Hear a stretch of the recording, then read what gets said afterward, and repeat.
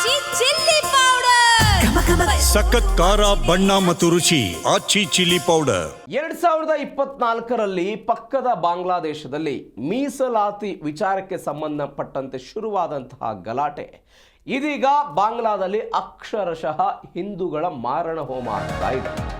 ಪಕ್ಕದ ಬಾಂಗ್ಲಾದೇಶದಲ್ಲಿ ಹಿಂದೂಗಳ ಮಾರಣ ಹೋಮ ಆಗ್ತಾ ಇರೋದು, ಅನೇಕ ಜನ ಹಿಂದೂಗಳನ್ನ ಕೊಲೆ ಮಾಡಲಾಗ್ತಾ ಇದೆ, ಬೇರೆ ಬೇರೆ ರೀತಿಯಲ್ಲಿ ಅವರನ್ನ ಹಿಂಸಿಸಲಾಗ್ತಾ ಇದೆ. ಇದೀಗ ಮತ್ತೊಬ್ಬ ಹಿಂದೂ ಅಂಗಡಿಯ ಮಾಲೀಕನ ಭೀಕರ ಹತ್ಯೆ ಆಗಿದೆ ಬಾಂಗ್ಲಾದಲ್ಲಿ ಹಿಂದೂಗಳ ಮಾರಣ ಹೋಮ ಮಾತ್ರ ನಿಲ್ತಾ ಇಲ್ಲ. 2024ರಲ್ಲಿ ಮೀಸಲಾತಿ ಹೋರಾಟಕ್ಕೆ ಶುರುವಾಯಿತು. ಇದೀಗ ಒಬ್ಬ ವ್ಯಕ್ತಿಯನ್ನು ಕೊಲೆ ಮಾಡಲಾಗಿದೆ. ದಿನಸಿ ಅಂಗಡಿಗೆ ನುಗ್ಗಿ ಒಂದು ಗ್ಯಾಂಗ್ ಕೊಲೆ ಮಾಡಿರೋದು. ಮೊನ್ನೆ ಇಬ್ಬರನ್ನ, ನಿನ್ನೆ ಮತ್ತೊಬ್ಬ ಹಿಂದುವಿನ ಹತ್ಯೆ ಆಗಿದೆ. 19 ದಿನದಲ್ಲಿ 7 ಜನರ ಭೀಕರ ಹತ್ಯೆ ಆಗಿರೋದು.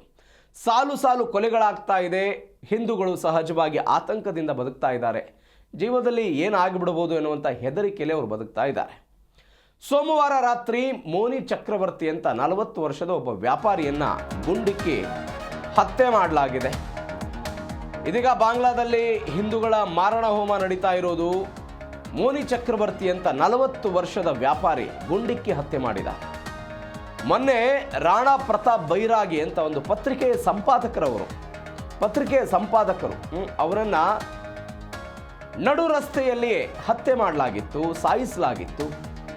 ಇದೀಗ ಮತ್ತೊಬ್ಬ ವ್ಯಕ್ತಿ ಏಕಾಏಕಿಯಾಗಿ ದಿನಸಿ ಅಂಗಡಿಗೆ ನುಗ್ಗಿ ಒಂದು ಗ್ಯಾಂಗ್ ಕೊಲೆಗೈದಿದೆ. ಆ ಮೂಲಕ ಹಿಂದೂಗಳ ಹತ್ಯೆ ನಡೀತಾ ಇದೆ ಬಾಂಗ್ಲಾದೇಶದಲ್ಲಿ. ಕಳೆದ 35 ದಿನಗಳಲ್ಲಿ 11 ಜನರು ಮೃತಪಟ್ಟಿದ್ದಾರೆ. 11 ಜನ. ಉಸ್ಮಾನ್ ಹದಿ, ಈ ಶೇಖ್ ಹಸೀನಾ ಸರ್ಕಾರದ ವಿರುದ್ಧ ಪ್ರತಿಭಟನೆ ಮಾಡಿ ಎಲ್ಲ ಬೆಳವಣಿಗೆಗಳಾಗಿತ್ತಲ್ಲ, ಆ ವ್ಯಕ್ತಿಯ ಸಾವಾಯಿತು, ಕೊಲೆ ಆಯಿತು. ಅವರೇನು ಹೇಳ್ತಿದ್ದಾರೆ, ಉಸ್ಮಾನ್ ಹದಿಯನ್ನು ಸಾಯಿಸಿದವರಿಗೆ ಭಾರತ ಬೆಂಬಲ ಕೊಟ್ಟಿದೆ, ಅವರನ್ನು ರಕ್ಷಣೆ ಮಾಡ್ತಾ ಇದೆ ಅನ್ನೋ ಕಾರಣಕ್ಕಾಗಿ ಅಲ್ಲಿ ಹಿಂದೂಗಳ ಹತ್ಯೆ ಮಾಡ್ತಾ ಇರೋದು. ಯಾವ ಪುರಾವೆ ಇಲ್ಲ. ಉಸ್ಮಾನ್ ಹದಿ ಹತ್ಯೆಗೆ ಸಂಬಂಧಪಟ್ಟಂತೆ ಯಾವ ಪುರಾವೆಗಳು ಅವರು ಭಾರತದಲ್ಲಿದ್ದಾರೆ, ಭಾರತ ಮೂಲದವರು ಮಾಡಿದ್ದಾರೆ, ಯಾವುದಕ್ಕೂ ಪುರಾವೆ ಇಲ್ಲ.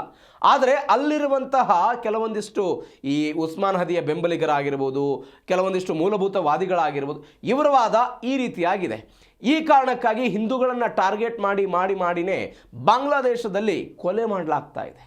ಮತ್ತೊಂದು ಕಡೆ ಭಾರತೀಯರಿಗೆ ಕೆಲಸದ ಪರ್ಮಿಟ್ ಕೊಡಬಾರದು ಅಂತ ಸರ್ಕಾರಕ್ಕೆ ಎಚ್ಚರಿಕೆ ಕೊಟ್ಟಿದ್ದಾರೆ. ಕಳೆದ ಡಿಸೆಂಬರ್ನಿಂದ ಇಲ್ಲಿಯ ತನಕವೂ ಕೂಡ ಅನೇಕ ಜನ ಬಾಂಗ್ಲಾದಲ್ಲಿ ಮೃತಪಟ್ಟಿರೋದು, ಬೇರೆ ಬೇರೆ ಪ್ರಕರಣಗಳಲ್ಲಿ ಬೇರೆ ಬೇರೆ ರೀತಿಯಾಗಿ ಸಾಯಿಸಿದ್ದಾರೆ. ಡಿಸೆಂಬರ್ 18, 2025ಕ್ಕೆ ವೈಮೆನ್ ಸಿಂಗ್ನಲ್ಲಿ ದೀಪು ಚಂದ್ರ ದಾಸ್ ಎನ್ನುವಂಥ ವ್ಯಕ್ತಿ ಇಸ್ಲಾಮಿಗೆ ಏನೋ ಅವಮಾನ ಮಾಡಿಬಿಟ್ಟಿದ್ದಾನೆ ಎನ್ನುವಂಥ ಸುಳ್ಳು ಆರೋಪವನ್ನು ಮಾಡಿ ನಡು ರಸ್ತೆಯಲ್ಲಿಯೇ ಸಾಯಿಸಿಬಿಟ್ರು. ಆ ವ್ಯಕ್ತಿಯನ್ನು ಶವಕ್ಕೆ ಬೆಂಕಿ ಹಚ್ಚಿದ್ರು. ಡಿಸೆಂಬರ್ 18ಕ್ಕೆ ಶುರುವಾಯಿತು. ಡಿಸೆಂಬರ್ 24ನೇ ತಾರೀಕಿಗೆ ರಾಜ್ಬರಿ ಎನ್ನುವಂಥ ಒಂದು ಪ್ರದೇಶ, ಅಮೃತ್ ಮಂಡೋಲ ಎನ್ನುವಂಥವನ ವ್ಯಕ್ತಿಯ ಮೇಲೆ ಗುಂಪು ಹಲ್ಲೆ ಆಯಿತು. ಡಿಸೆಂಬರ್ 29ಕ್ಕೆ ಅನ್ಸಾರಿ ಬಾಹಿನಿ ಸಿಬ್ಬಂದಿ ಬಜೇಂದ್ರ ಬಿಸ್ಸಾ ಅನ್ನುವಂಥ ವ್ಯಕ್ತಿಯ ಮೇಲೆ ಆಯಿತು. 31ಕ್ಕೆ ಕೋಕನ್ ಚಂದ್ರ ದಾಸ್ ಎನ್ನುವಂಥ ಉದ್ಯಮಿಗೆ ಬೆಂಕಿ ಹಚ್ಚಿದ್ರು. ಅದಾದ ನಂತರ 3ನೇ ತಾರೀಕಿಗೆ ಮಹಿಳೆಯೊಬ್ಬರ ಮೇಲೆ ಅತ್ಯಾಚಾರ ಮಾಡಿದರು. ಒಬ್ಬ ಪತ್ರಿಕೆ ಸಂಪಾದಕನನ್ನು ಸಾಯಿಸಿದ್ದಾರೆ. ಇದೀಗ ಈ ವ್ಯಕ್ತಿಯನ್ನು ಕೂಡ ಸಾಯಿಸಿದ್ದಾರೆ.